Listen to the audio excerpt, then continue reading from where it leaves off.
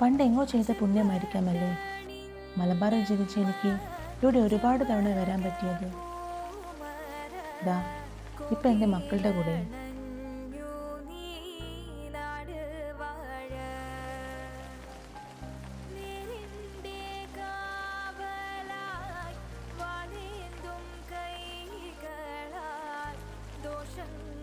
എന്തോ പറഞ്ഞറിയിക്കാൻ പറ്റാത്ത ഒരു ശക്തി. ഒരുപക്ഷെ ആ ശക്തിയായിരിക്കാം എന്നെ ഇവിടേക്ക് വീണ്ടും വീണ്ടും കൊണ്ടുവരുന്നത്. അതിവിടെ ഒരു തവണയെങ്കിലും വന്നവർക്ക് അറിയാൻ പറ്റും.